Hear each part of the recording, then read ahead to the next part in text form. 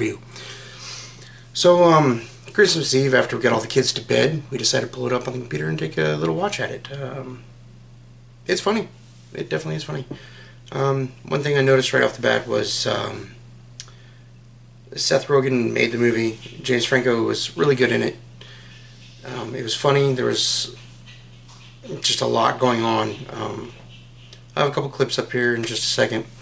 The first one that really popped out in my head was how James Franco referred to Seth as his precious during a celebration of their TV show. So what happens is they find out that Kim Jong-un is really into the show that Seth Rogen's character produces and James Franco hosts. It's kind of like a Hollywood story kind of thing. It's out there. They have a couple of pretty famous guests on the movie. Had like Eminem on there, and I can't remember who else was there, but it was pretty funny. Yeah, so let's take a look at that clip real quick.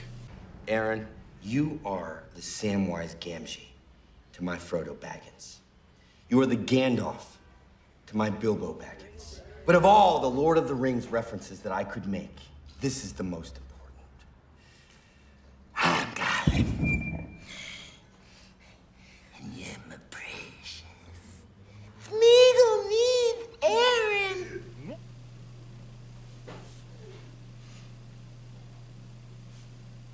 Alright, so that was James Franco telling Seth that Seth was his precious. It's freaking hilarious. After that, they're enjoying the party, having a good time, and then Seth runs into a buddy from college who's actually a producer on a news broadcast show. I think it was 60 Minutes, and they're talking, and he kind of gets bummed out because he's doing this like tabloid type Hollywood thing. And his buddy from college has gone on to do like a major news thing. So the thing that I thought was really funny was the guy who's playing his college friend was a guy from Workaholics,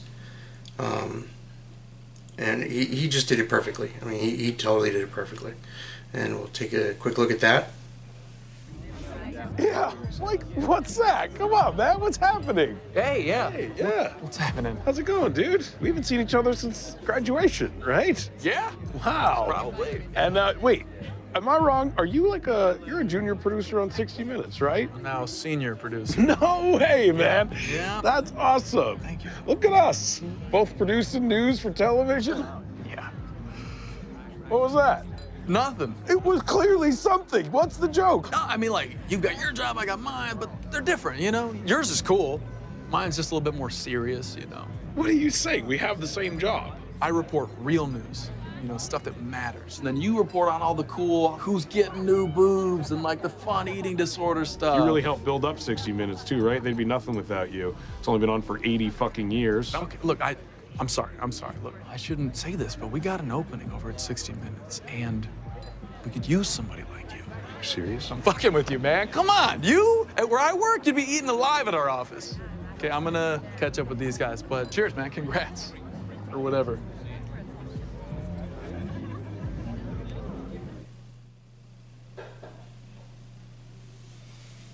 Alright, so the thing that I think that the North Koreans really had a problem with was they portrayed their leader, God, whatever he calls himself, as human.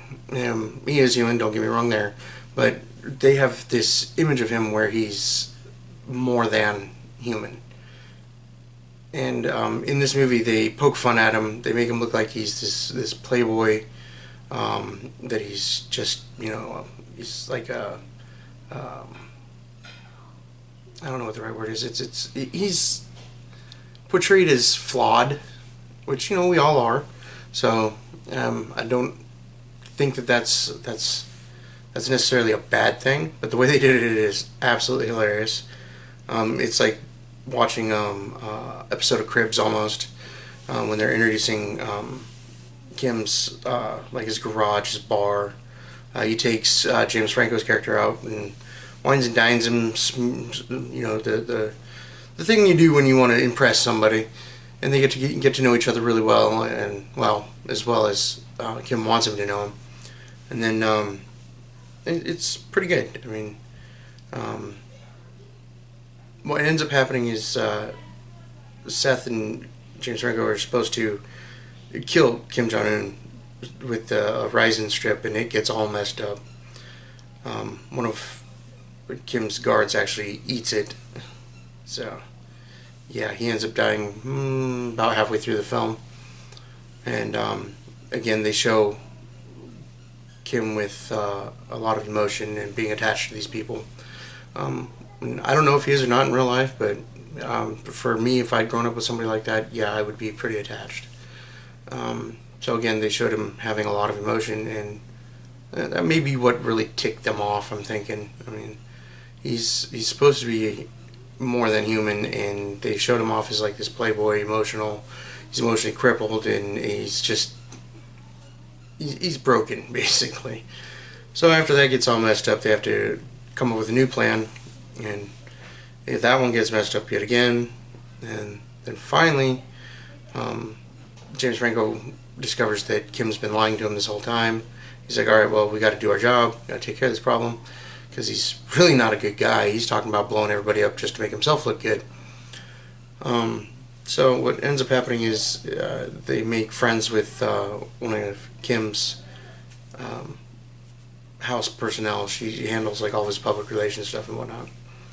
And her and Seth have like this little love thing on the side. It's a pretty good sideline story, and they end up completing the mission after they do the interview, in which Kim thinks he kills James Franco, and they get out and they sneak away through a tunnel, and SEAL Team 6 picks them up and they ride off in their little rubber raft. And after that happens, basically North Korea goes into this civil war because their leader's been killed, and yeah, I could see how that would piss him off pretty bad, because right now he's got a pretty firm hold on his population, and yeah, something like that, making fun of it if they let it be viewed freely in his country, which I already know they wouldn't do. So I don't know why he cares what everybody else thinks about him. I mean, it just doesn't make any sense. But I'm glad that YouTube put it up on Christmas Eve. It's a hilarious movie. There's some pretty gory parts, so just keep that in mind if you go to watch it. It's definitely one to have on after kids go to bed. The language is not too bad. There's some cursing and whatnot, and some innuendo. There's a little bit of nudity. Again, it's not excessive. It's done more as plot points. But there are some very gory scenes in that movie. Yeah, so I'm going to show you a couple clips, and that's going to be my final thoughts after that. Eat poo like the rest of us.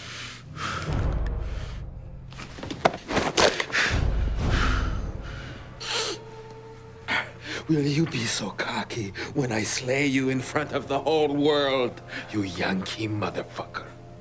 If you shoot me, you'll just be proving me right. You're just a sad little man. Goodbye, Dave.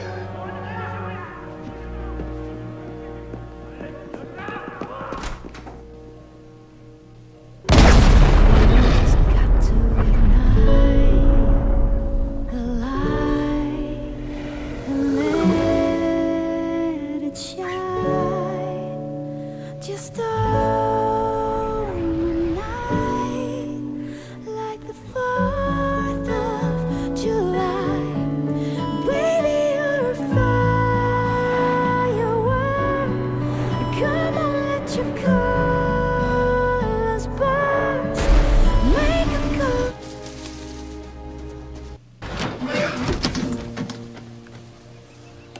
It's clear. Okay. Okay, here you go. You got him? You out of that big old scary hole. Where are we? I don't know. Is this China? No, looks like North Korea. Yeah. Shit! Protect the buggy! Stop! It's them! Aaron, Dave, I'm Captain Sung, SEAL Team 6. Holy shit. How'd you guys find us? We tracked you using the GPS on your wristwatch. Oh my Let's get you boys home.